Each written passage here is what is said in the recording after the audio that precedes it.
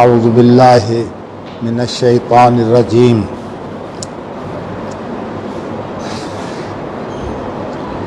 یا ایھا الذین آمنوا لا تقولوا راعنا وقولوا انظرنا واسمعوا وللکافرین عذاب علیم۔ ہماری گفتگو جو ہے وہ تھوڑی کچھ نہیں کر لو، تھوڑا چہرہ ادھر نو بس میں اتنے ہی بیٹھا چل بس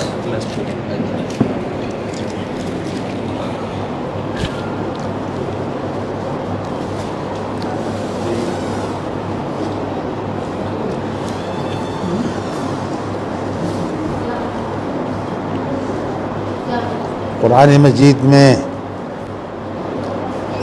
اللہ تعالیٰ نے اپنے نبی کی زبان سے ایسے الفاظ جن سے اسلام کے مخالفین کو یہ موقع ملے کہ وہ معنی بگاڑ کر آپ کا تعارف کروائیں، احتیاط برتتے ہوئے یہ کہا ہے کہ لفظ رائے نہ چھوڑ دو۔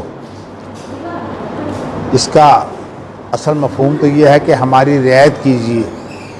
ہمارا دھیان رکھیے، اس کی بجائے اسی معنی میں جو لفظ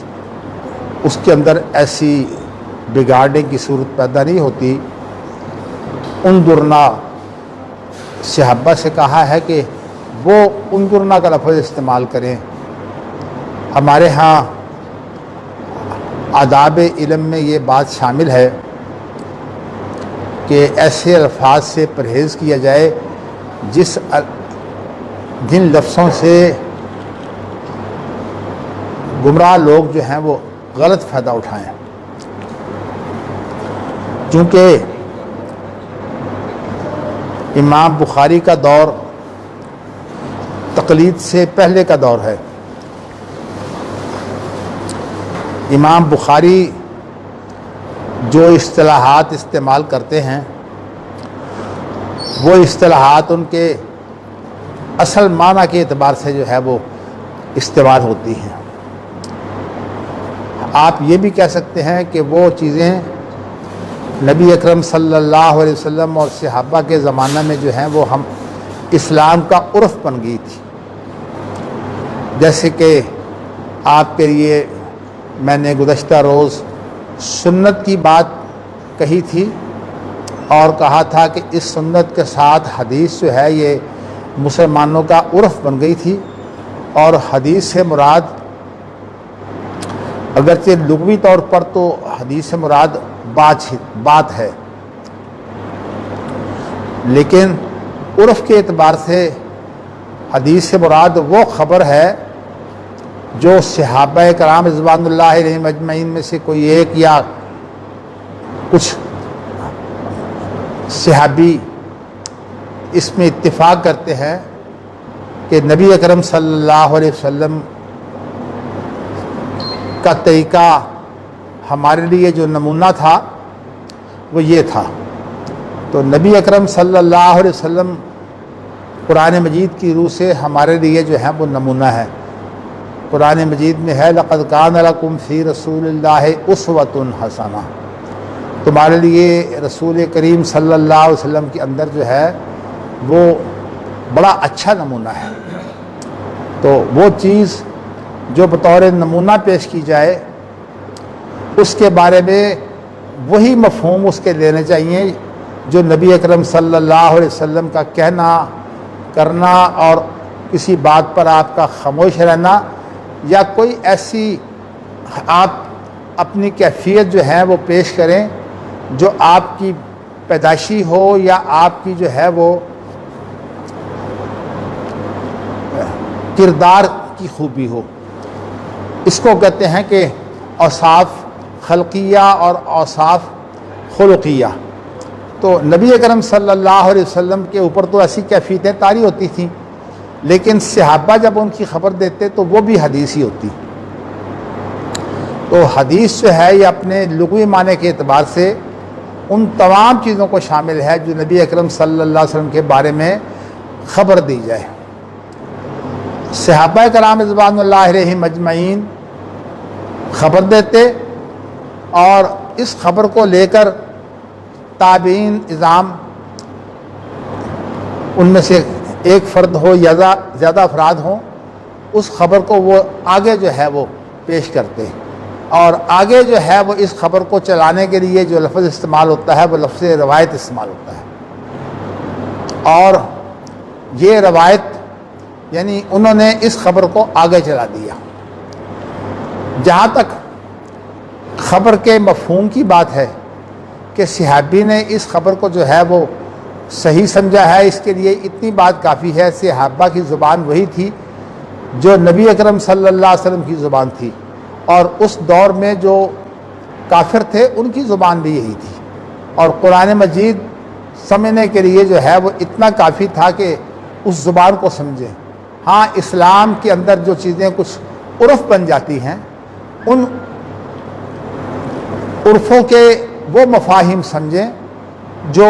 اب مسلمانوں کے اندر استعمال ہوتے ہیں۔ اس لیے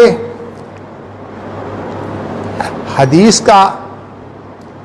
بظاہر قرآن سے تعلق تو یہ ہے کہ نبی اکرم صلی اللہ علیہ وسلم کے بارے میں کوئی خبر جب کہ وہ معتبر خبر ہو تو اس خبر کے اعتبار سے وہ بھی جو ہے وہ اللہ کی طرف سے وحی ہوتی ہے۔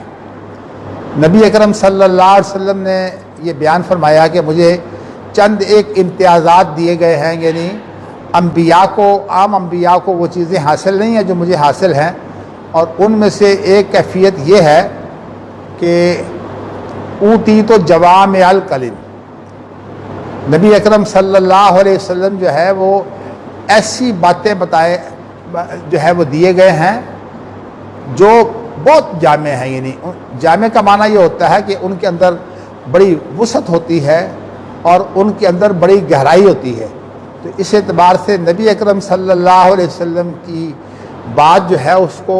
سمجھنے کے لیے ایک بڑا اچھا طریقہ کار یہ ہے کہ نبی اکرم صلی اللہ علیہ وسلم کی باتیں جن جن صحابہ نے بیان کی ہیں ان تمام صحابہ کا بیان اور خبر وہ جو ہے وہ اکٹھا کیا جائے، اور اس میں یہ دیکھا جائے کہ یہ خبر جو ہے یہ واقعی معتبر ذرائع سے ہم تک پہنچی ہے، تو پھر وہ خبر جو ہے وہ بھی وہی شمار ہوگی۔ گویا کہ حدیث جو ہے یہ وہی ہے۔ اسی لیے امام بخاری نے اپنی کتاب کا ایک مقدمہ جو ہے وہ رکھا ہے، باقی تو انہوں نے کتاب کے اندر احادیث پیش کی ہیں، لیکن مقدمہ میں وہ احادیث پیش کی ہیں جو نبی اکرم صلی اللہ علیہ وسلم کو وحی کیسے ہوتی تھی اور آپ کی وحی کی حیثیت کیا ہوتی تھی۔ تو اس اعتبار سے وحی کا بیان انہوں نے کتاب کا جو ہے وہ مقدمہ رکھا ہوا ہے۔ تو میں یہ آپ کو بتانا چاہتا ہوں کہ قرآن مجید نے جو زبان استعمال کی ہے اس میں یہ ہے کہ لا تحرک بہ لسانک لتعجل بہ ان علینا جمعہ وقرآنہ فإذا قرأناہ فاتبع قرآنہ ثم ان علینا بیانہ۔ نبی اکرم صلی اللہ علیہ وسلم کو کہا گیا ہے کہ آپ جب آپ کے پاس وحی آئے آپ اس بات کی فکر نہ کیجئے کہ یہ وحی جو ہے یہ بھول جائے گی، تو اس لیے آپ جو اس کے ساتھ ساتھ پڑھ کر یاد رکھنے کی کوشش کرتے ہیں، لا تحرک بہ لسانک لتعجل بہ، اپنی زبان کو آپ اس طرح نہ دہرائیں، جلد بازی کی یہ شکل ہے، لیکن آپ کو اس کی ضرورت نہیں ہے، اس لیے کہ نبی اکرم صلی اللہ علیہ وسلم کے محافظ جو ہیں وہ اللہ رب العالمین ہیں، اور جس کا محافظ جو ہے وہ اللہ رب العالمین ہو وہ شخص معصوم ہوتا ہے، یعنی اس کے اندر جو ہے وہ غلطی نہیں پائی جاتی، اور اگر کہیں غلطی تھوڑی بہت یا بیان کے اندر کوئی کمی بیشی ہو تو وہ اللہ کی طرف سے جو ہے وہ درست کر دی جاتی ہے۔ اس کے لیے آپ ایک مثال لے لیں،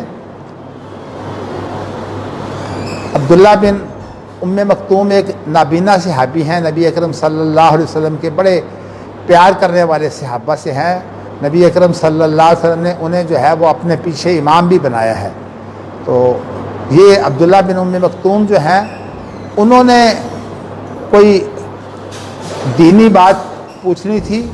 کہ نبی اکرم صلی اللہ علیہ وسلم کے پاس جو ہے وہ بڑے بڑے جو لیڈر تھے قریش کے وہ بیٹھے ہوئے تھے، اور نبی اکرم صلی اللہ علیہ وسلم ان سے گفتگو کر رہے تھے۔ نبی اکرم صلی اللہ علیہ وسلم کو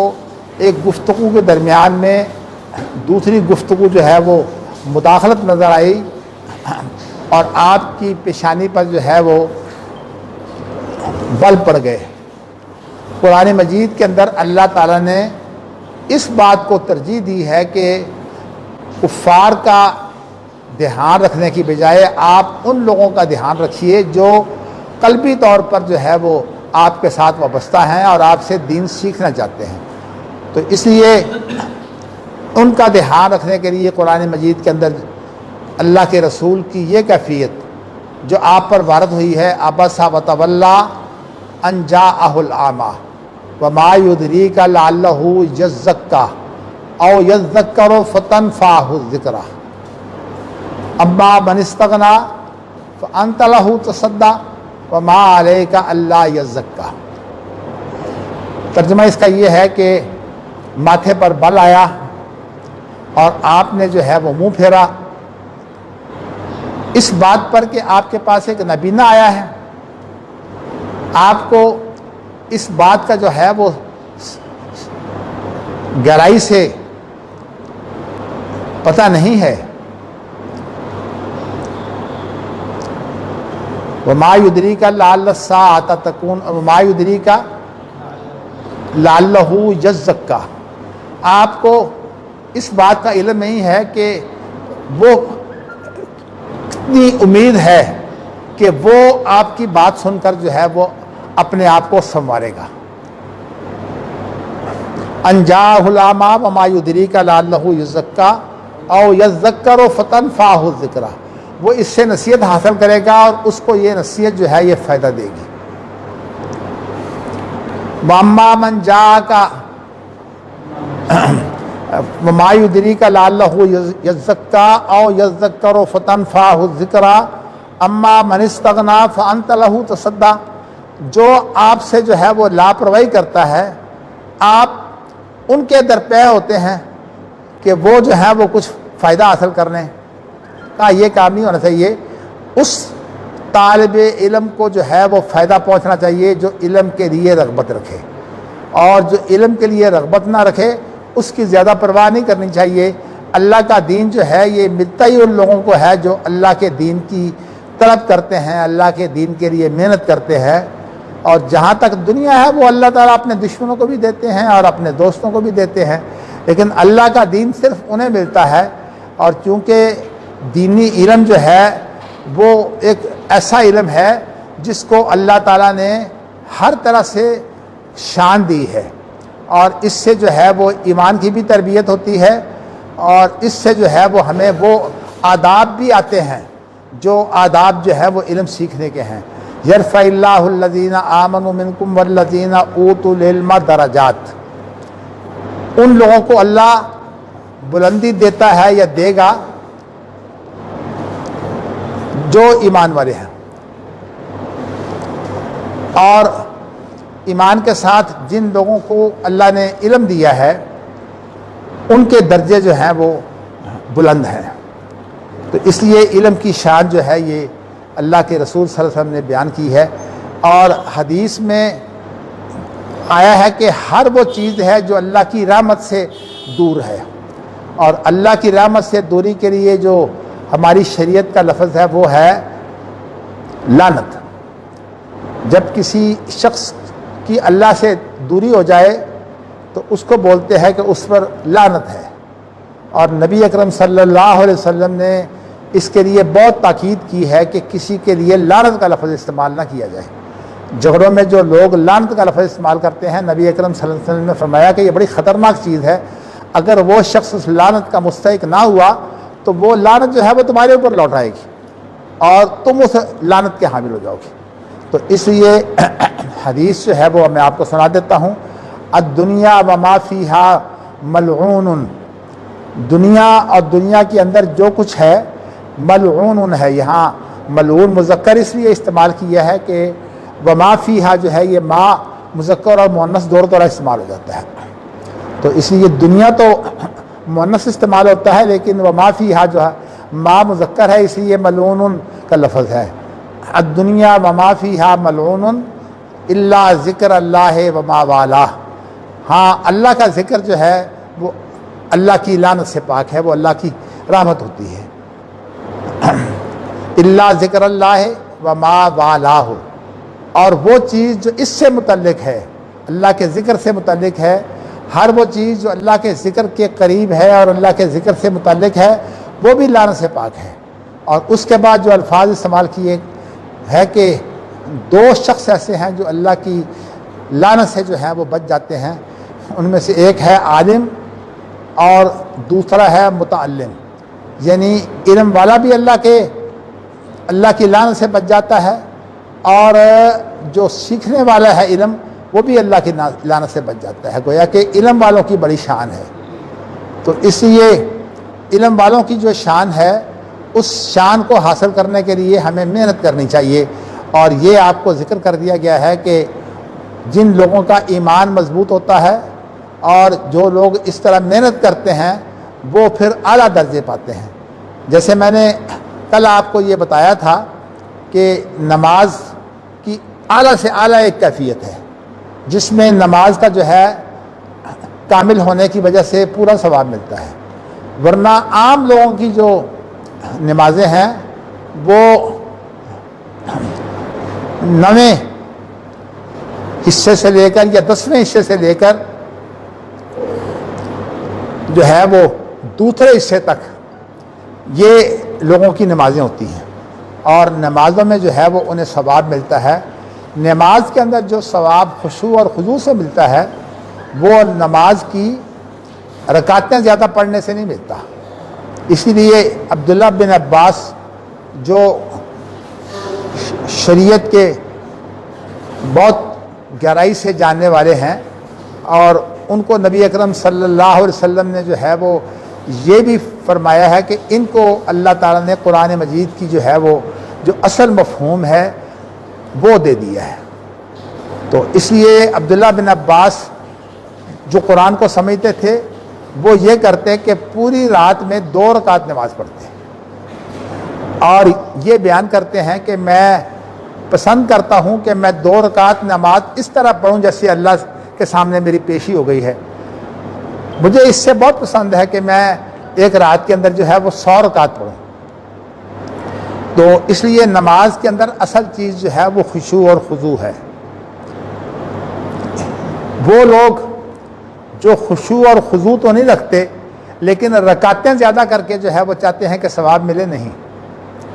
زیادہ رکعتوں سے ثواب نہیں ملتا. اصل میں یہ خشوع اور خضوع سے ثواب ملتا ہے. اس لیے کئی لوگوں نے 20 تراویح کی یہ تعویل کی ہے کہ 20 تراویح جو ہیں وہ چونکہ ہماری تراویح ایسی ہوتی ہیں اس شان کی حامل نہیں ہوتی. اس لیے نبی اکرم صلی اللہ علیہ وسلم تو تراویح 8 پڑھتے تھے، لیکن میں جو ہے وہ 20 پڑھ کر جو ہے وہ ثواب حاصل کرنا چاہتا ہوں. نہیں، 20 سے وہ ثواب پورا نہیں ہوتا. کوئی 20 پڑھے، کوئی 33 پڑھے، کوئی اس سے کم و بیش پڑھے. صحابہ کرام رضوان اللہ علیہم اجمعین کے نوافل بہت سے ثابت ہیں، ان کے اندر کوئی نفل جو ہے وہ مقرر نہیں ہے، لیکن اصل چیز جو ہے وہ خشوع ہے. اور میں نے کل آپ کے سامنے یہ بیان کیا تھا کہ خشوع رکھنے والے کے لیے جو ہے جنت الفردوس اللہ نے مقرر کیا ہے. اگر اور نیکیاں کرنے والے بھی جنت الفردوس میں پہنچیں گے، مگر اللہ نے ان سے وعدہ نہیں کیا. اللہ نے یہاں قرآن مجید میں وعدہ کر لیا ہے، الذین یرثون الفردوس قد افلح المؤمنون الذین هم فی صلاتهم خاشعون، کہ وہ لوگ جو اپنی نمازوں میں خشوع رکھتے ہیں یہ لوگ جو ہیں وہ جنت الفردوس کے وارث بنیں گے. تو کہنے کا مقصد یہ ہے کہ پہلی کوشش یہ ہونی چاہیے کہ آپ کا خشوع اور خضوع ہو. حتیٰ کہ اگر آپ کی نماز خشوع اور خضوع سے ہو جائے تو آپ وہ نفل جن کو سنت مؤکدہ کہا جاتا ہے، سنت مؤکدہ کہا جاتا ہے، یعنی اللہ کے رسول صلی اللہ علیہ وسلم نے ان کا بھی خیال رکھا ہے، اور نبی اکرم صلی اللہ علیہ وسلم نے صحابہ کو بھی گویا کہ یہی تلقین کی ہے کہ جس طرح نبی اکرم صلی اللہ علیہ وسلم دن رات فرضوں کے ساتھ جو ہیں یہ 12 یا 10 رکعتیں ادا کرتے ہیں، اسی لیے آپ کی سنت یہ ہے کہ ان 10 رکعتوں کو اسی طرح سے جو ہے وہ تقسیم کر لیا جائے فرضوں کے ساتھ جس طرح نبی اکرم صلی اللہ علیہ وسلم نے یہ تقسیم کیا ہے۔ اور ان کو سنت مؤکدہ اس لیے کہتے ہیں کہ سنت مؤکدہ جو ہے وہ جو اصل فعل ہوتا ہے اس کے لیے کچھ ثواب میں اضافہ کرتی ہے، تو یہ سنتیں جو ہیں وہ نماز کے اندر جو کچھ کمیاں رہ جاتی ہیں ان کو پورا کرتی ہیں۔ لیکن میں آپ کو بتاؤں کہ اگر کوئی شخص جو ہے وہ فرضوں کو جو ہے خشوع خضوع سے جو ہے وہ ادا کر لے تو پھر اس کے لیے سنت کی اس طرح تاکید نہیں رہتی، تو بلکہ اس کے لیے یہ جائز ہے کہ وہ نماز کو خشوع اور خضوع سے پڑھے، اور اگر کوئی اور ضروری کام پڑ گیا ہو تو وہ کام کر لے۔ جیسے نبی اکرم صلی اللہ علیہ وسلم کے پاس وفود آتے تھے تو نبی اکرم صلی اللہ علیہ وسلم نے زور کی نماز کے بعد کی جو سنتیں ہیں وہ چھوڑ دیں، اس لیے چھوڑ دیں کہ اب میں وفد سے گفتگو کرتا ہوں۔ پھر بعد میں نبی اکرم صلی اللہ علیہ وسلم کا امر یہ ہے کہ آپ جو نفل ہیں وہ بھی چھوڑا نہیں کرتے تھے، اس لیے آپ نے وہ 2 نفل جو تھے جو زور کی نماز کے بعد آپ پڑھا کرتے تھے آپ نے پھر وہ عصر کے بعد ادا کیے، اور جب عصر کے بعد ادا کیے تو پھر آپ نے جو ہے وہ ایک دفعہ نہیں پڑھا بلکہ ساری زندگی اس کو پڑھتے رہے۔ تو نبی اکرم صلی اللہ علیہ وسلم جو کام کرتے تھے وہ ایک دفعہ کریں تو وہ بھی پوری زندگی کے لیے ہوتا ہے، اور اگر آپ خود پوری زندگی ادا کریں تو وہ سنت مؤکدہ بن جاتی ہے۔ تو نبی اکرم صلی اللہ علیہ وسلم کا خاصہ ہو تو پھر نہیں۔ اب یہ جو ہے عصر کے بعد جو نوافل ہیں یہ نبی اکرم صلی اللہ علیہ وسلم کا خاصہ ہے، اسی لیے حضرت زینب نے یہ نفل ادا کیے تو نبی اکرم صلی اللہ علیہ وسلم گھر آئے، زینب رضی اللہ تعالیٰ عنہا سے پوچھا کہ کیا پڑھ رہی تھی؟ انہوں نے کہا جی کہ آپ نفل پڑھتے ہیں، میں بھی نفل پڑھ رہی تھی۔ کہا نہیں، یہ تمہارے لیے نہیں ہے، عصر کے بعد نماز جو ہے وہ صرف نبی اکرم صلی اللہ علیہ وسلم کے لیے ہے، اوروں کے لیے نہیں۔ تو میں آپ کو بتانا ہی چاہتا ہوں کہ نماز کی یہ باتیں میں اگرچہ آپ کو یہ تلقین کر رہا ہوں کہ نمازوں کے اندر خشوع اور خضوع ہونا چاہیے، اور صاف سی بات یہ ہے کہ میں بیمار ہونے کی وجہ سے میرا مسئلہ ہے خشوع اور خضوع کا، اس لیے میں الحمدللہ اپنی پوری زندگی میں نے یہ اہتمام کیا ہے کہ میں ان نوافل کا اہتمام کروں۔ لیکن اب میری بیماری اس طرح کی ہے، نروس بریک ڈاؤن کی، کہ مجھے جو توجہ ہے وہ تھوڑی دیر کے لیے ہوتی ہے، تو اس لیے میں اس کی تلافی کرنے کے لیے جو ہے وہ کوشش یہ کرتا ہوں کہ رات کو جو ہے میں جلدی اٹھ جاؤں، 2 گھنٹے 3 گھنٹے مجھے اگر رات کو مل جائیں تو پھر اس کے اندر میں عبداللہ بن عباس جیسی نماز پڑھنے کی کوشش کرتا ہوں۔ اور اگر نماز بہت اچھی آپ نے پڑھنی ہو اور نماز کی حرکتوں سے بسا اوقات خشوع اور خضوع متاثر ہوتا ہے تو میں آپ کو بتاؤں کہ حرکتیں جو ہیں وہ نماز کی کم ہو سکتی ہیں، یعنی نماز جو تہجد کی ہے وہ 1 رکعت سے لے کر جو ہے وہ 11 رکعتیں ہیں۔ عام طور پر یہ کہا جاتا ہے کہ تراویح جو ہیں وہ 8 رکعتیں ہیں، نہیں، میں آپ کو بتاؤں کہ اصل رکعتیں جو ہیں وہ 11 ہیں۔ 3 وطر ہم الگ پڑھتے ہیں اور وہ باقی رکعتوں کو طاق بنانے کے لیے پڑھتے ہیں، تو اس لیے وہ 11 شمار ہوتی ہیں۔ نبی اکرم صلی اللہ علیہ وسلم نے بہت دفعہ جو ہے وہ 9 رکعتیں بھی پڑھی ہیں، لیکن آپ کا زندگی بھر کا جو معمول تھا وہ 11 رکعتیں تھیں، 8 جو ہے وہ تہجد کی نماز اور 3 جو ہے وہ وطر۔ اگرچہ یہ وطر جو ہیں یہ جو رات کی نماز ہے اس کو جو ہے وہ طاق بنانے کے لیے ہوتے تھے، لیکن حقیقت یہ ہے کہ اس وطر کی حیثیت جو ہے وہ سنت مؤکدہ کی ہے، اور علماء نے اس سلسلے میں صحابہ کرام رضوان اللہ علیہم اجمعین نے اس سلسلے میں تلاش کی کہ وطر کی حیثیت کیا ہے، تو نبی اکرم صلی اللہ علیہ وسلم جو ہیں وہ فرض کی نماز سواری پر نہیں پڑھتے تھے، لیکن آپ جو ہیں وہ نماز جو فرض کے علاوہ ہے جسے سنت مؤکدہ کہیے یا سنت کہیے یا نفل کہیے، وہ جو ہیں وہ آپ سواری پر بھی پڑھ لیتے تھے۔ تو نبی اکرم صلی اللہ علیہ وسلم کو دیکھا کہ آپ نے وطر جو ہے وہ سواری پر پڑھے ہیں، اس اعتبار سے نبی اکرم صلی اللہ علیہ وسلم کی یہ سنت مؤکدہ ہے. تو تہجد بھی سنت مؤکدہ ہے. تو آپ نے اگر ایک وتر پڑھا تو یہ آپ نے تہجد پڑھی, اور اگر آپ نے 11 پڑھے تو یہ آپ نے تہجد پڑھی. اور نبی اکرم صلی اللہ علیہ وسلم نے اپنی اس جنگ میں جو فتح مکہ کی صورت میں اللہ نے نعمت دی تھی, آپ نے رات تہجد کی نماز نہیں پڑھ سکے تھے, تو اس لیے آپ نے اپنی باجی ام ہانی, حضرت علی کی بیٹی کا نام ہے ام ہانی, اس کے گھر میں, چونکہ وہ آپ کا گھر تھا جہاں آپ پڑے تھے, تو حضرت علی کی بہن ہے لیکن بڑی بہن ہے, نبی اکرم صلی اللہ علیہ وسلم سے بھی بڑی ہیں. تو ام ہانی کے گھر میں آپ نے پھر جو ہے وہ 8 رکعت جو ہیں وہ آپ نے تہجد پڑھی تھی. تو اس لیے نبی اکرم صلی اللہ علیہ وسلم کی تہجد کی نماز عموماً جو ہے وہ 11 رکعت ہوتی, اور بعض دفعہ اگر آپ کی یہ نماز ادا نہ ہوتی تو دن کے اندر جو ہے وہ ان کے اندر ایک شامل کر دیتے. تو 8 رکعت نماز جو ہے وہ اصل میں 6 رکعتیں تہجد کی ہیں, اور 2 رکعتیں جو ہیں یہ وطر کی جگہ پر ہیں. یعنی وطر اگر رات کو نہ پڑھے جا سکیں تو دن کے اندر وہ پھر وطر نہیں رہتے, وہ پھر جفت بن جاتے ہیں. تو جو جفت ہے وہ اگر آپ 6 کے ساتھ ملائیں گے تو 8 بنیں گے. تو اس سے معلوم یہ ہوا کہ آپ کی عام نماز جو ہے وہ 10 رکعتیں ہوتی اور 1 رکعت وطر ہوتی. اور نبی اکرم صلی اللہ علیہ وسلم نے یہ بھی فرمایا کہ آپ وطر اگر چھوڑ دیں تو آپ جو ہیں وہ جو بھی نماز پڑھیں گے اور اس کے آخر میں وطر پڑھیں گے تو ساری کی ساری نماز جو ہے وہ طاق ہو جائے گی. یعنی گویا کہ اللہ تعالیٰ خود وطر ہیں, تنہا ایک یہ وطر ہے, اور اللہ وطر کو پسند کرتے ہیں. نبی اکرم صلی اللہ علیہ وسلم نے فرمایا کہ اس لیے میں ہر چیز کو جو ہے وطر کی صورت میں ادا کرنے کی کوشش کرتا ہوں. آپ نبی اکرم صلی اللہ علیہ وسلم عید الفطر کے روز جو ہے وہ کھجوریں کھا کے جاتے تھے, اور آپ اگر کھجوریں کھاتے تو وطر کھجوریں کھاتے 3, 5 یا 7. اسی طرح نبی اکرم صلی اللہ علیہ وسلم نے بعض کھجوروں کی جو ہے وہ اتنی فضیلت بیان کی ہے کہ ان کا فائدہ جو ہے وہ صرف جسمانی نہیں ہوتا, روحانی بھی ہوتا ہے. عجوا کھجور کے بارے میں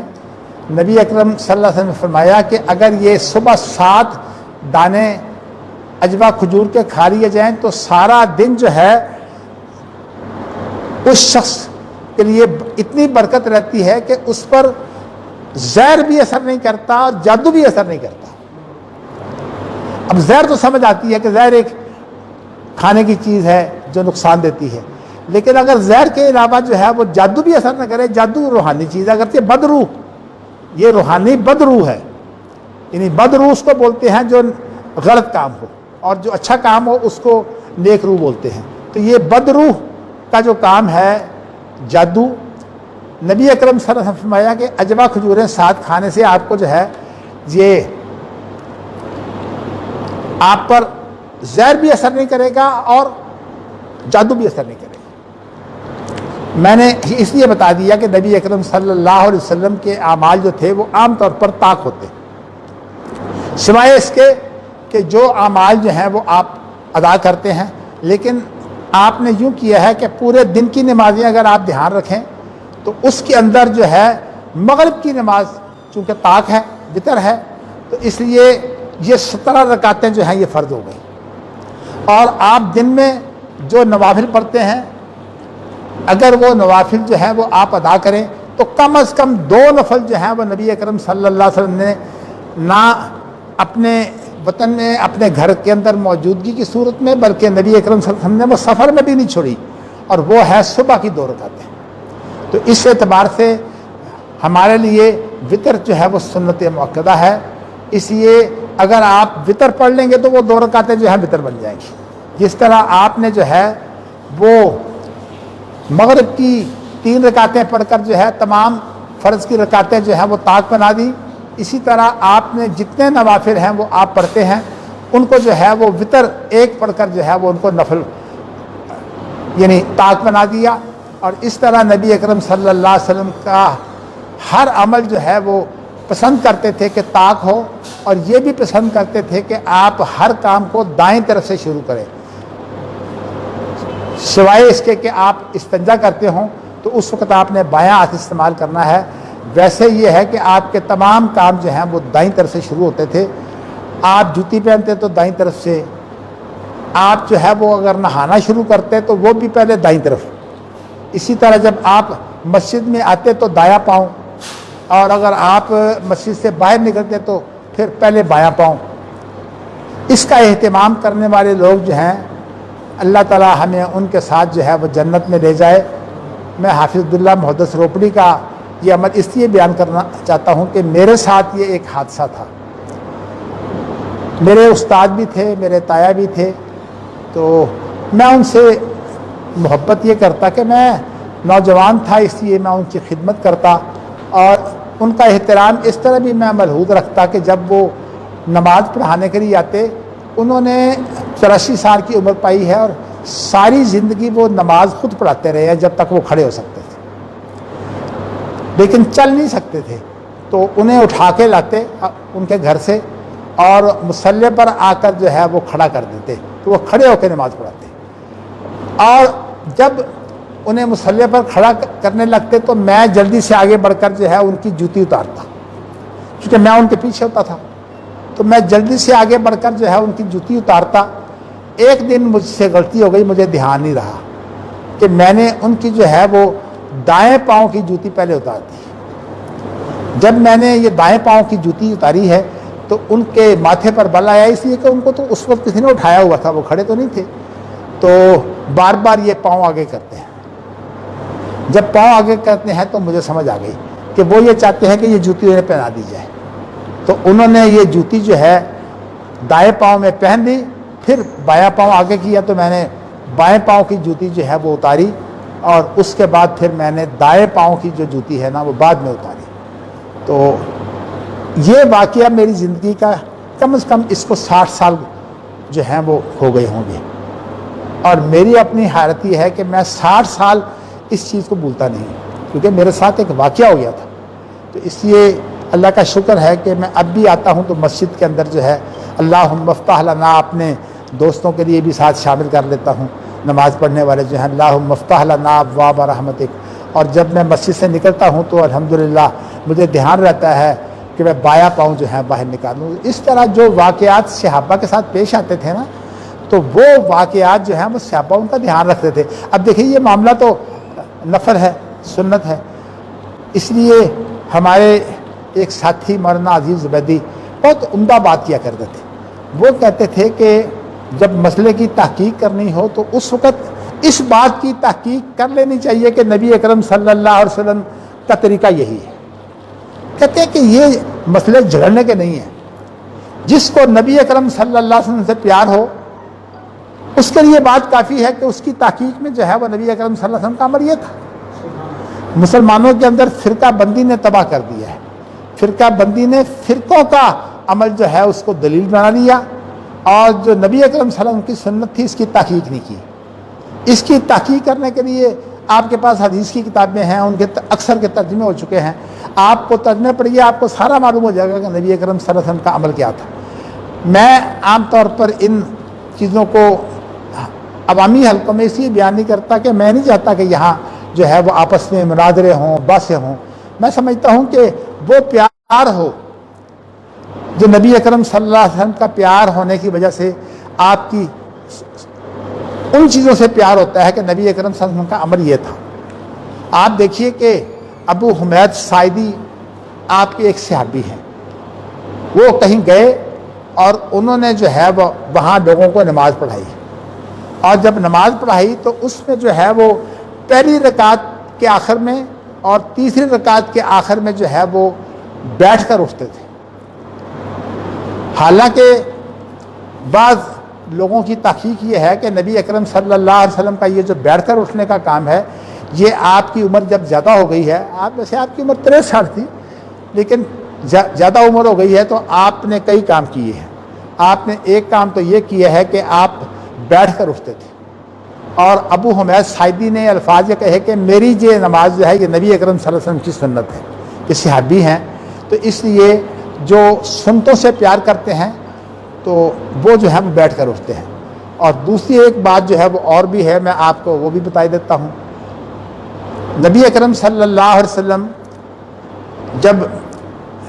تھوڑی سی عمر جو ہے وہ بڑی ہو گئی تو نبی اکرم صلی اللہ علیہ وسلم اٹھتے وقت جو ہیں بسا اوقات یہ اپنے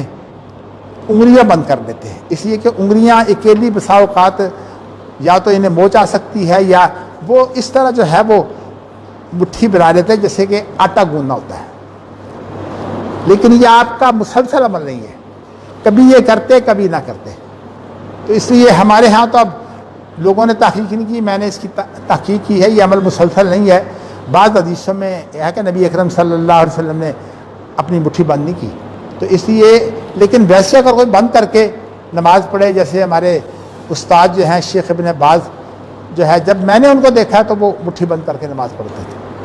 تو انہوں نے اس حدیث کو لیا، لیکن دوسری حدیثیں موجود ہیں جن کے اندر یہ بھی موجود ہے کہ نبی اکرم صلی اللہ علیہ وسلم نے مٹھی بند نہیں کی. تو اس لیے اس چیز کو جو ہے وہ ایسا عمل نہیں کہنا چاہیے جو بڑا ہی مرغوب ہو، لیکن اگر آپ اٹھتے ہیں تو پھر انگلیوں پر اٹھنے کے بجائے آپ جو ہے وہ اس طرح اپنے مکے پر جو ہے وہ کھڑے ہو جائیں. بہر صورت میں نے آپ کو یہ مسائل اس لیے بتا دیے ہیں کہ نماز کے اندر تو میں جو عزیز زبیدی صاحب کے حوالے سے بات بیان کرنا چاہتا ہوں، وہ کہتے ہیں کہ یہ نہ دیکھو کہ یہ تو نفل ہے، اس کے بغیر نماز ہو جاتی ہے. کہتے ہیں کہ جو لوگ نفلی چیزوں پر زور دیتے ہیں یا سنت پر زور دیتے ہیں، وہ اس لیے نہیں دیتے کہ وہ ہمارے لیے واجب ہیں، بلکہ وہ اس لیے دیتے ہیں تاکہ نبی اکرم صلی اللہ علیہ وسلم کی سنت کا اہتمام ہو جائے. اور جن لوگوں کو نبی اکرم صلی اللہ علیہ وسلم کی طریقے سے پیار تھا، وہ تو ایسی چیزوں پر بھی عمل کرتے جو بالکل شریعت کا حصہ نہیں ہے. عبداللہ بن عمر کے بارے میں آتا ہے کہ جب وہ سفر میں جاتے تو انہوں نے نبی اکرم صلی اللہ علیہ وسلم کے ساتھ جو سفر کیے تھے، وہ پھر دیکھتے کہ نبی اکرم صلی اللہ علیہ وسلم کے سفر میں آپ نے کہاں جو ہے وہ استنجا کیا تھا، یعنی آپ نے کہاں جو ہے وہ اپنی حاجت پوری کر کے جو ہے وہ استنجا کیا تھا. تو وہ اتنی دیر اس جگہ بیٹھ جاتے جہاں جو ہے وہ نبی اکرم صلی اللہ علیہ وسلم نے استنجا کیا تھا، حالانکہ انہیں کوئی حاجت نہ ہوتی. وہ کہتے ہیں کہ یہ طریقہ بھی جو ہے مجھے اس لیے پسند ہے کہ میرا محبوب صلی اللہ علیہ وسلم جو ہے وہ اس طرح کرتے. تو یہ چیزیں جو ہیں یہ صحابہ کے اندر اس طرح اہتمام ہوتا تھا، اور ہمارے ہاں جو ہے وہ لوگ تحقیق ہی نہیں کرتے. یہ تو ٹھیک ہے کہ چلیے آپ بے علم ہیں، اور بے علم آدمی جو ہے وہ کسی کی بات جو ہے وہ لے سکتا ہے، لیکن آپ کو یہ بھی بتا دوں کہ بے علم آدمی جو ہے وہ اتنا عالم بنتا ہے کہ امام ابو حنیفہ کی بات لیتا ہے، حالانکہ امام ابو حنیفہ کی بات کی تحقیق ہی نہیں ہے. خود جو حنفی علماء ہیں ان کی تحقیق نہیں ہے، ان کے اندر اتنے اختلافات ہیں کہ نبی اکرم صلی اللہ علیہ وسلم نے کیا کیا. تو اس لیے جب ان کے اندر اتنے اختلافات ہیں تو ایک عام آدمی کو کیا پتا ہے کہ امام ابو حنیفہ کی رائے یہ تھی. اس لیے یہ فرقہ بندی ہے. اگر آپ جو ہیں وہ کوئی بات کرنا چاہتے ہیں تو اس طرح کیجئے جس طرح امام ابو حنیفہ سے پہلے کا طریقہ تھا. امام ابو حنیفہ سے پہلے کون لوگ گزرے ہیں پرہیزگار؟ صحابہ، تابعین. امام ابو حنیفہ جو ہیں وہ تبع تابعی ہیں، یعنی تابعین کے شاگردوں میں شامل ہیں. تو امام ابو حنیفہ سے پہلے ان لوگوں کا جو طریقہ تھا، جب کوئی ایک شخص کو پکڑ کر اس کی تقلید کا نہیں تھا. ہاں جس مسئلے میں ان کو علم نہ ہوتا اس مسئلے میں وہ تقلید کرتے تھے. جیسے میں نے کل آپ کو بتایا تھا کہ امام شافعی نے ام الولد کی بیع کے بارے میں حضرت عمر رضی اللہ تعالیٰ عنہ کی تقلید کی ہے، اور اپنی کتاب میں رسالہ میں لکھتے ہیں کہ میں اس مسئلے کی تحقیق کی بجائے حضرت عمر رضی اللہ تعالیٰ عنہ کی جو تحقیق ہے اس پر عمل پیرا ہوتا ہوں، اس لیے کہ میرا اپنا ذہن نہیں کھلتا. تو میں نے آپ کو بتایا ہے کہ تقلید تو ایک عالم کے لیے بھی جائز ہے، لیکن تقلید شخصی کہ میں نے تو ہر مسئلے میں فلاں، یہ صرف ضد ہے. اس لیے کہ امام ابو حنیفہ کی اقوال کی تحقیق کرنا اس سے بہت مشکل ہے کہ نبی اکرم صلی اللہ علیہ وسلم کے اقوال کی تحقیق کرنا. تو اس لیے نبی اکرم صلی اللہ علیہ وسلم جو ہے ان کا اگر امر مل جائے تو عبداللہ بن مبارک کہتے ہیں کسی نے کوئی بات کہی امیر معاویہ کے بارے میں کہ امیر معاویہ جو ہیں ان سے ایسی بات تھی کہ جو ناپسندیدہ تھی. تو انہوں نے کہا کہ امیر معاویہ کے گھوڑے کی جو گرد اٹھتی ہے میں وہ اس سے بہتر سمجھتا ہوں جو دوسرے جہاد کرنے والے ہیں. یہ حدیث مجھے پوری یاد نہیں رہی، اگر ٹھیک کرنی ہو تو ذرا اس کو دوبارہ دیکھا جائے گا. میں نے آپ کو یہ بتایا ہے کہ صحابہ کا جو مقام ہے، انہوں نے نبی اکرم صلی اللہ علیہ وسلم کے سامنے جو ہے وہ آپ نے یہ کام کیا ہے، اور صحابہ کا جو کام ہے اس کام کے سلسلے میں جو ہے وہ آپ سمجھ لیں کہ نبی اکرم صلی اللہ علیہ وسلم کا ارشاد ہے کہ ایک لشکر لڑے گا اور اس کے اندر ایک صحابی ہوگا، اس صحابی کی برکت کی وجہ سے پورے لشکر کو فتح ہو جائے گی. اور ایک لشکر جو ہے وہ اللہ کے راستے میں لڑائی کرے گا، اس کے اندر ایک تابعی ہوگا، یعنی صحابہ سے فیض لینے والے، تو اس تابعی کی وجہ سے جو ہے وہ لشکر کو فتح ہو جائے گی. اور اس لشکر کے اندر ایک روایت میں یہ ہے کہ تابعی کا شاگرد اس سے ملنے والا تابعی ہوگا، تبع تابعی، تو اس وجہ سے بھی فتح ہو جائے گی. گویا کہ نبی اکرم صلی اللہ علیہ وسلم نے 3 زمانوں کی جو ہے وہ اہمیت بیان کی ہے، اور یہ 3 زمانے جو ہیں یہ آخری زمانہ تو امام ابو حنیفہ رضی اللہ تعالیٰ عنہ نے پایا ہے، لیکن باقی زمانے تو امام ابو حنیفہ نے نہیں پائے، اس لیے امام ابو حنیفہ تو کسی کی تقلید نہیں کرتے تھے. لیکن میں ان لوگوں کو بات بتانا چاہتا ہوں جن کو تحقیق نہیں ہوتی، اور پھر وہ اپنے فرقوں کے اندر ایک عالم کی تقلید یہ کر رہا ہے، ایک عالم کی تقلید یہ کر رہا ہے، ایک عالم کی تقلید یہ کر رہا ہے، یہ حرام ہے. یعنی امام شافعی نے اگر تقلید کی ہے تو ان کو نہیں تحقیق ہوئی. انسان کو جس مسئلے میں تحقیق نہ ہو اس کے اندر آپ جو ہے کسی کی بات، اب دیکھیے نا ہمارے بچے ہمارے ساتھ آتے ہیں، ہمارے ساتھ نمازیں پڑھتے ہیں، وہ نمازیں پڑھنے کے لیے عام طور پر بچے یہ دیکھتے ہیں میرا باپ کیسے پڑھتا ہے. اب آپ دیکھیے یہاں بچے آتے ہیں تو اگر وہ انس صاحب کے بچے ہیں تو انس صاحب کو کتنا وہ اہمیت دیتے ہیں، اور بعد میں جو ہے وہ جو انہوں نے نماز پڑھی ہے انس صاحب کی گودی میں بیٹھ کر بتاتے ہیں کہ ہم نے نماز بھی پڑھی ہے. تو کہنے کا مقصد یہ ہے کہ یہ جو پیار ہوتا ہے نا، ہمیں سنت سے پیار ہونا چاہیے. یہ جو بات ہے نا، جیسے میں نے کل آپ کو واقعہ سنایا تھا کہ ایک آدمی نے یہ کہا کہ میں نے وہ جوتی پہنی ہوئی ہے جس کے اوپر جو ہے وہ پٹی ہے، تو اس نے کہا آپ کا حج نہیں ہوا. یہ اصل میں جہالت کی وجہ سے جو ہے وہ ہمارے ہاں سختی آتی ہے، اور یہ فرقہ بندی بھی جہالت کی وجہ سے ہے. اس لیے میں آپ کو بتانا چاہتا ہوں کہ فرقہ بندی اسلام کے اندر اتنی حرام ہے کہ یہ شرک ہے. اس لیے فرقے بنانا جائز نہیں ہے. ہاں آپ تحقیق کریں، جہاں آپ کو تحقیق ہو جائے وہاں تو آپ اللہ کے رسول کی سنت کے مطابق کام کریں، اور جہاں آپ کو تحقیق نہ ہو، آپ کی نظر میں جو عالم نیک ہے، پرہیزگار ہے، آپ اس کی طرح کام کر لیں. ہمارے 1959 کی بات ہے کہ اہل حدیث کا بہت ایک زبردست انتخاب ہوا امیر کا، اور شرعی نظام کے بارے میں جو ہے اجلاس ہوا تھا وارہ دارا میں. میں اس اجلاس میں شریک ہوا تھا. حافظ اسماعیل روپڑی رحمۃ اللہ علیہ مجھے ساتھ لے گئے تھے، تو اس میں میں شریک ہوا. تو اس کے امیر جو بنائے گئے وہ مولانا محی الدین لکھوی تھے. یہ حماد لکھوی جو ہیں ان کے والد کی بات کر رہا ہوں میں. تو ان کے باپ جو ہیں وہ امیر بنائے گئے.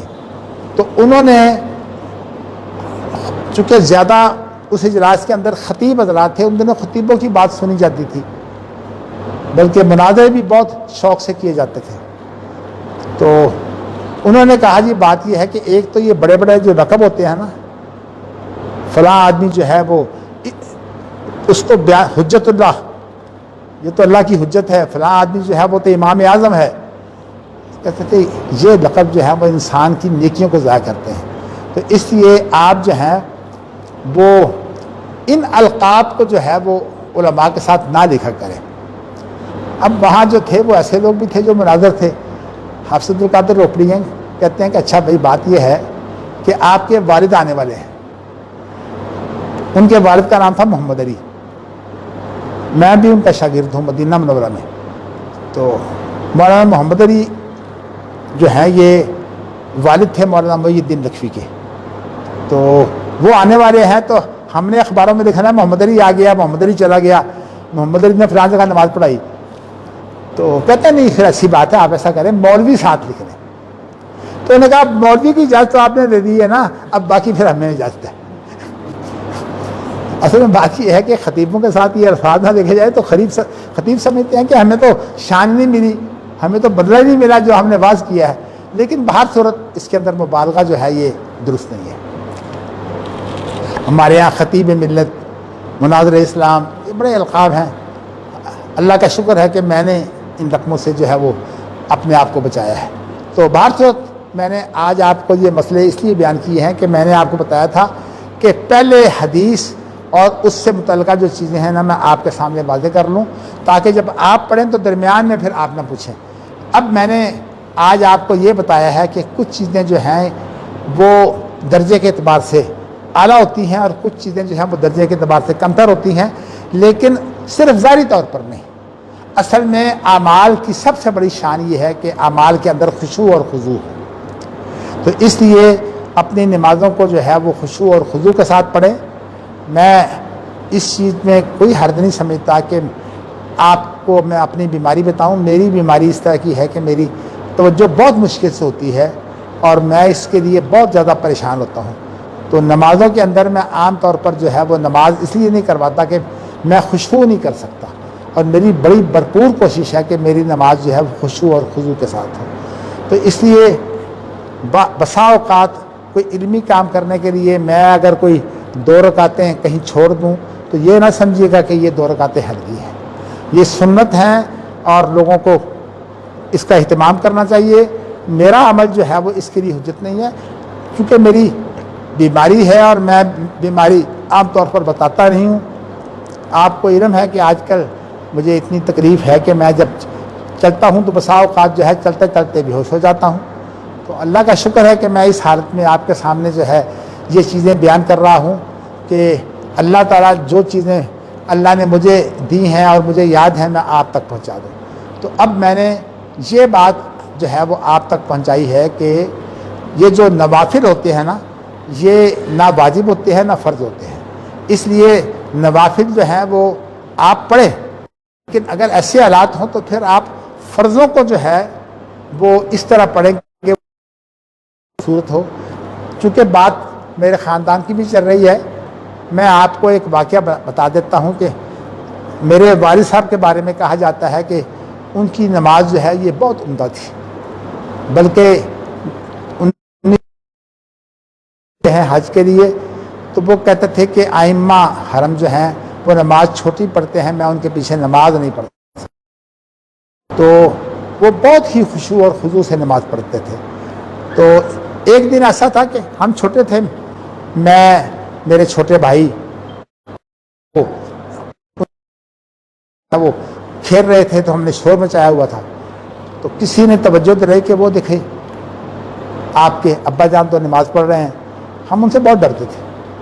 جب ہمیں علم ہوا تو میں نے کہا بھاگ چلو بھاگ چلو بھاگ چلو، تو ہم بھاگ گئے۔ اب جو ہے وہ ہمیں یہ فکر تھا کہ انہوں نے تو ہماری آوازیں سن لی ہوں گی، اس لیے ہمیں تو مار پڑے گی۔ تو ہم نے جب دیکھا انہوں نے ہم سے پوچھا ہی نہیں، تو ہم نے پھر ان سے آ کر کچھ باتیں کر کے یہ کوشش کی کہ کسی طرح معلوم ہو جائے کہ ان کو پتہ لگ گیا تھا ہمارے ان کے ساتھ باتیں کرنے سے ہمیں اندازہ ہوا کہ انہیں شور کا پتہ نہیں ہے۔ اس سے ہمیں اندازہ ہوا کہ ان کی نماز جو ہے وہ کس طرح جو ہے وہ خشوع اور خضوع کے ساتھ تھی۔ اور یہ میں بات آپ کو بتا دیتا ہوں کہ انہوں نے آخری جو نماز پڑھی ہے وہ مغرب کی پڑھی ہے، اور کچھ تھوڑے سے منٹ ابھی رہتے تھے، تو مجھے کہتے ہیں کہ مجھے جلدی سے نماز پڑھا دو، مجھے جلدی سے، اور وہ نماز انہوں نے آخری اس طرح پڑھی ہے کہ میں پڑھتا تھا اور وہ صرف سنتے تھے۔ اس طرح جو ہے وہ انہوں نے آخری نماز پڑھی ہے، چونکہ انہیں ٹی بی کا عارضہ تھا، اور ٹی بی کے عارضے کے اندر